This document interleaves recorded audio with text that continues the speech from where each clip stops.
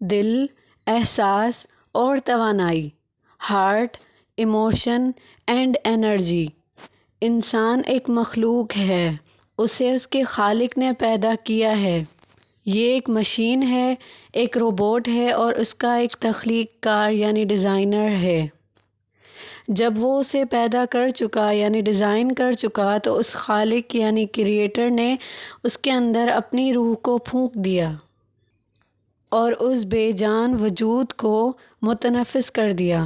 یہ مشین، یہ روبوٹ زندہ ہو گیا یعنی الائیو ہو گیا۔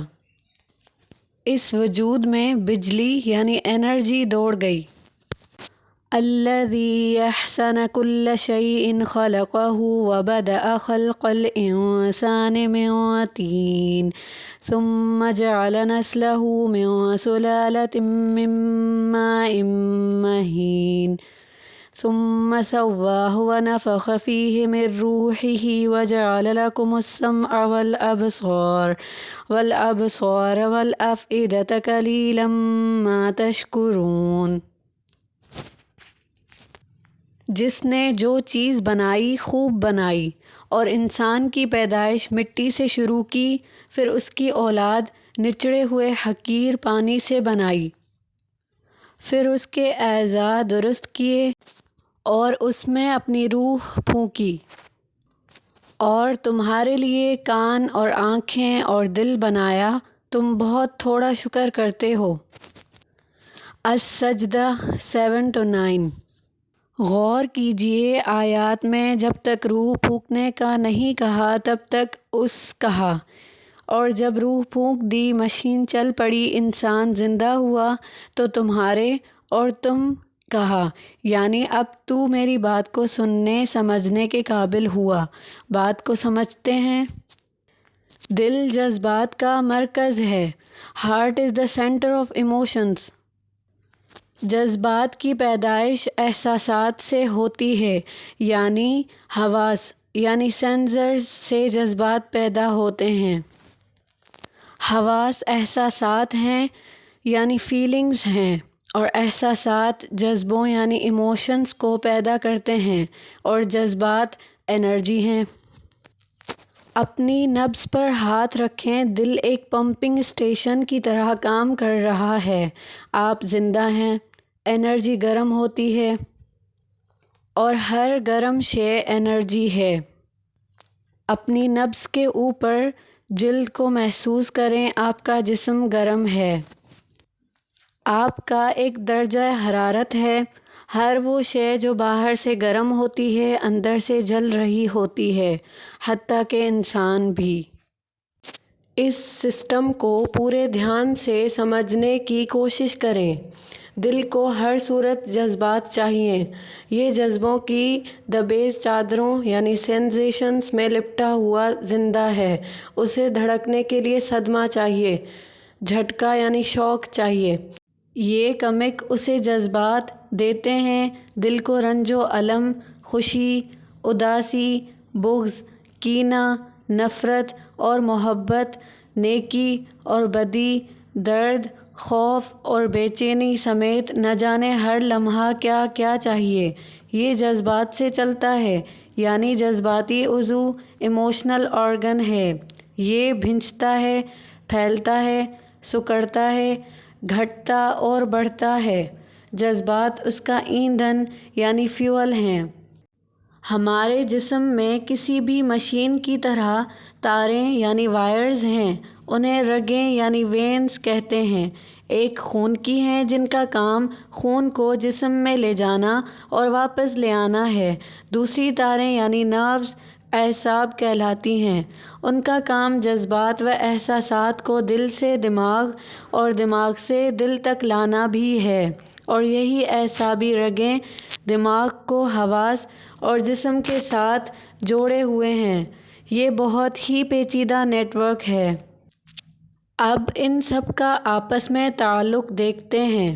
ذہن میں چونکہ ہماری زندگی کا سارا ریکارڈ موجود ہوتا ہے، اور سامنے کی بات ہے کہ یہ ریکارڈ اعلیٰ درجے کا نہیں ہوتا، بچپن میں کوئی بچے کے پاس بیٹھ کر ماں کو کہتا ہے کہ یہ بالکل اپنے باپ پر گیا ہے۔ ریکارڈنگ ہو رہی ہوتی ہے۔ نفس تشکیل کے مرحلے میں پہلے 9 سے 10 سال تک ہوتا ہے۔ پھر کوئی کہتا ہے کہ بالکل اپنے ماموں کی طرح غصے کا تیز ہے۔ ریکارڈنگ آن ہے۔ یوں آہستہ آہستہ باہری محرک سے اور پھر تعلیم اور دیگر ہزاروں عوامل سے جو کہ روایتی ہی ہوتے ہیں، شخصیت یعنی پرسنالٹی تشکیل پانے لگتی ہے، یعنی کنسٹرکٹ ہونے لگتی ہے۔ میرا یہ نام ہے، یہ میرے ماں باپ، بہن بھائی، رشتہ دار ہیں، ان میں سے اتنے جھگڑالو، اتنے غسیل، اتنے لوگ اچھے ہیں اور اتنے برے۔ یہ میرا اسکول، کالج، یونیورسٹی ہے، یہ تعلیم ہے، یہ میری بیوی ہے، یہ میرے بچے ہیں، یہ ثواب ہے، یہ گناہ، یہ میری عزت اور یہ میری بے عزتی ہے۔ مجھے پیسہ کمانا ہے، عزت بنانی ہے، گھر بار لینا ہے اور معاشرے میں کامیاب زندگی گزارنی ہے۔ مجھے یہ کرنا ہے اور یہ نہیں کرنا، یہ کھلے عام کرنا ہے اور یہ چھپ کر کرنے والے کام ہیں۔ سب کچھ ہمیں دنیا بتاتی ہے، سکھاتی ہے، پڑھاتی ہے اور پھر انسان کو دوسرے انسانوں کے ہجوم میں پھینک دیا جاتا ہے۔ آزمائش شروع ہو جاتی ہے، دیکھتے ہیں یہ کیا کرتا ہے، کدھر کو جاتا ہے۔ نفس کی چونکہ تربیت ہی اس لحاظ سے ہوتی ہے کہ پہلے پیچیدگی میں جائے، الجھن میں جائے، گناہ کو لپکے، پھر جب دباؤ پڑے تو اپنی تلاش کو پلٹے۔ کم تربیت یافتہ یعنی امیچور نفس دن رات اپنی ذات کو سنوارنے میں مصروف رہتا ہے۔ اس حالت میں نفس 2 حالتوں پر ہوتا ہے۔ یہ ہر وقت ماضی یعنی پاسٹ میں رہنا پسند کرتا ہے۔ ماضی کے اچھے اور برے واقعات کی ادھیڑ بن میں ہر لمحہ مگن رہتا ہے۔ ماضی کی بھول بھلیوں سے جب ہوش میں آتا ہے تو چھلانگ لگا کر مستقبل یعنی فیوچر میں جا گھستا ہے اور ماضی کے اچھے برے واقعات و تجربات کو استعمال کرتے ہوئے حال یعنی پریزنٹ میں بیٹھ کر اپنے مستقبل کے خد و خال کو سنوارنے لگتا ہے، یعنی کرافٹنگ کرنے لگتا ہے۔ کل مجھے فلاں شخص نے یہ بری بات کہی تھی، اس وقت تو میں کچھ نہ کر سکا، کل ملے گا تو مزہ چکھاؤں گا، ایسا جواب دوں گا کہ مزہ آ جائے گا۔ یہ کبھی حال میں نہیں رہنا چاہتا، حالانکہ جسم حال میں رکھا ہوا ہے۔ اپنے حواس یعنی سینسرز کو استعمال کرتے ہوئے ماضی اور مستقبل میں مصروف عمل ذہن مسلسل دل کو جذبات بھیج رہا ہے، کبھی خوشی کا جذبہ، کبھی غم کا بے قرار احساس، کبھی نفرت کا سلگتا ہوا پیغام تو کبھی حسد کی آگ کے جلتے ہوئے کوئلے۔ ہزاروں جذبات اس نفس کی جانب سے ہر لمحے دل کو پہنچ رہے ہیں اور دل ان کی آمد و رفت سے کبھی زور سے، کبھی آہستہ، کبھی ہیجان میں، کبھی دباؤ میں کئی طرح سے دھڑک رہا ہے۔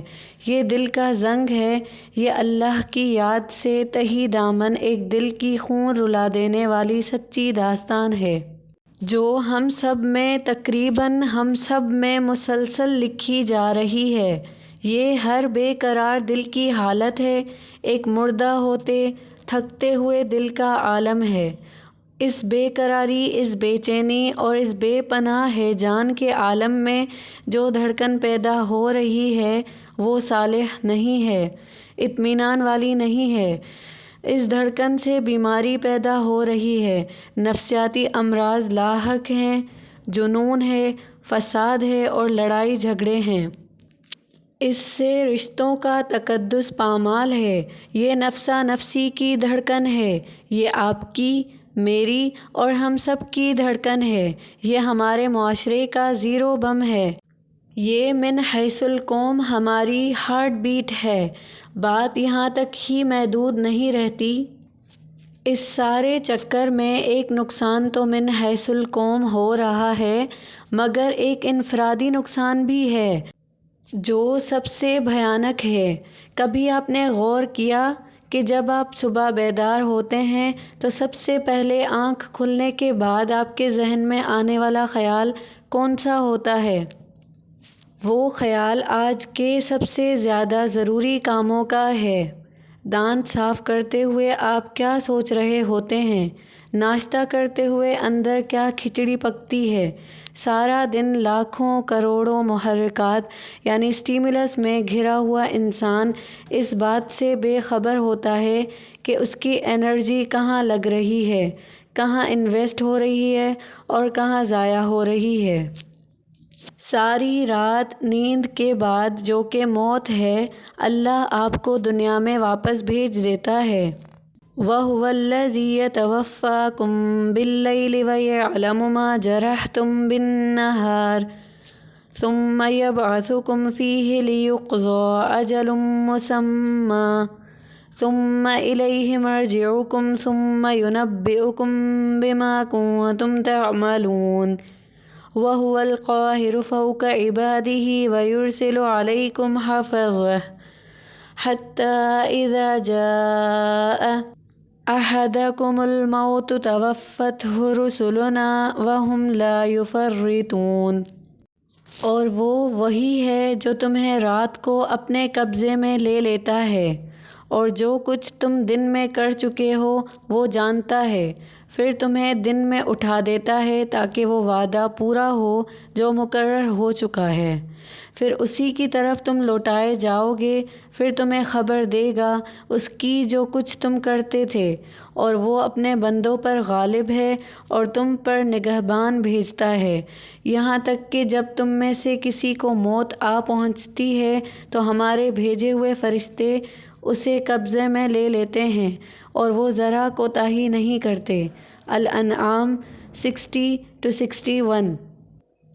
نیند سے اٹھنے کے فوری بعد آپ کی انرجی فل چارج یعنی بوسٹڈ ہوتی ہے، دل آرام میں ہوتا ہے اور جسم بھی، پھر اسی لمحے نفس حرکت میں آ جاتا ہے یعنی ایکٹیو ہو جاتا ہے، خیال سوچوں میں بدلنے لگتے ہیں اور سوچیں تصوراتی منصوبہ سازی میں۔ یوں سارا دن انسان جذبات و احساسات اور خیالات کے تھپیڑے کھاتا رہتا ہے، جیسے لکڑی کا کوئی ٹکڑا گہرے سمندر میں ہو اور سمندر طوفان میں ہو۔ ہر خیال، ہر سوچ اور ہر احساس انرجی کو خرچ کر رہا ہے یعنی برن کر رہا ہے۔ سادہ سی بات ہے، بیٹری ڈاؤن ہو رہی ہے، حتیٰ کہ رات کو تھکا ہارا انسان اپنے بستر پر لیٹ کر اپنے خونی رشتوں، بیوی بچوں سے منہ پرے کر کے کہیں کھو جانا چاہتا ہے۔ اتنی تھکن کس بات کی ہے؟ اچانک اپنوں سے اتنی بیزاری کیوں ہو رہی ہے؟ منہ پھیر کر آنکھیں بند کر کے یہ انسان کہاں جانا چاہ رہا ہے؟ کہیں ایسا تو نہیں کہ یہ مر رہا ہے؟ کہیں یہ تھک کر ہار کر گر تو نہیں پڑا؟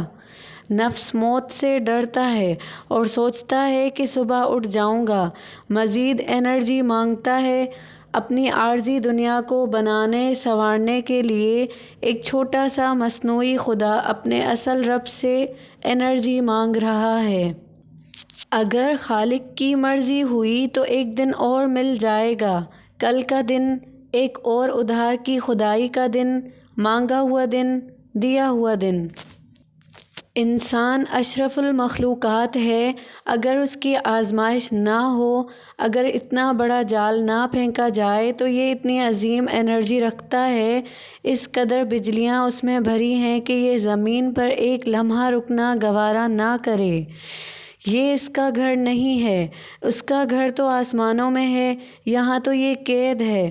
نفس کی تخلیق کا مقصد انسان کی آزمائش ہے۔ سارا دن نفس کا پورا زور اس انرجی کو ختم کر دینے میں لگتا ہے جو رات میں انسان کو عطا ہوتی ہے اور دل سے لمحہ بلمحہ، دھڑکن بدھڑکن تقسیم ہوتی ہے۔ اسی انرجی سے انسان دیکھتا، سونگھتا، چکھتا، سنتا اور محسوس کرتا ہے۔ اسی انرجی سے علم کو حرکت ہے، یہی انرجی زندگی ہے۔ اسی انرجی کی کمی یا ضیاع سے الجھن، غصہ، دباؤ، بیماری اور بے چینی، غم و الم پیدا ہوتے ہیں۔ یہ خالق کی تخلیق ہے، یہ کریشن ہے جو ہر لمحہ جاری و ساری ہے۔ اسی کو بچانا ہے، اسی سے وہ نظر آتا ہے جو ہے مگر دکھائی نہیں دیتا۔ اسی انرجی کے بڑھ جانے سے انسان احسن تقویم ہوتا ہے اور اسی کی کمی سے اسفل السافلین ہو جاتا ہے۔ اسی سے انسان حیوان بنتا ہے اور یہی حیوان کو انسان بنا دیتی ہے۔ یہی راز ہے، یہ وہ پہلا دروازہ ہے جس سے معرفت کی دنیائیں دکھائی دیتی ہیں۔ یہی تقدیر ہے اور یہی تدبیر ہے، یہ بجلی ہے، نور ہے، یہ اللہ کا امر ہے، رسائی ہے اور یہی پردہ ہے۔ اسی سے وہ علم عطا ہوتا ہے جو کتابوں میں نہیں ہے، اسی سے وہ عقل عطا ہوتی ہے جس کی قسمت میں حضوری ہے۔ جب یہ انرجی درست استعمال ہونے لگتی ہے، گناہوں میں، برے احساسات میں اور قبیح جذبات میں اس کا استحصال ختم ہوتا ہے تو پھر یہ بڑھتی ہے، چمکتی ہے، آنکھوں کو تیز کرتی ہے اور سماعتوں کو لامحدود کر دیتی ہے۔ پھر علم کا اصل علم کا نزول شروع ہوتا ہے۔ کسی بھی علم کی اصل اس کا علم کا عرفان ہوتا ہے۔ عرفان اترتا ہے، یہ ہدایت ہے، یہ زمین سے نہیں ملتا، یہ آسمانوں سے براہ راست بندے کے دل پر اتارا جاتا ہے، یعنی ڈاؤن لوڈ کیا جاتا ہے۔ پھر رستے سجھائے جاتے ہیں، رکاوٹیں ہٹائی جاتی ہیں، اعلیٰ شعور تک رسائی دی جاتی ہے۔ اس انرجی کو بچانے کے لیے جہاد کرنا پڑتا ہے، اپنے نفس سے جہاد کرنا پڑتا ہے، کیونکہ یہ نفس چور ہے، یہ لٹیرا ہے اس نور کا۔ ہم جہاد نفس کا علم پڑھ رہے ہیں۔ اللہ میرے قلم کو اور آپ کے ذہن و دل کو توفیق بخشے، سمجھ عطا فرمائے، آمین۔ علم کارن دنیا اُتے آون ہے انسانا، سمجھے علم وجود اپنے نوں نئے تاں وانگ حیوانا۔ میاں محمد بخش۔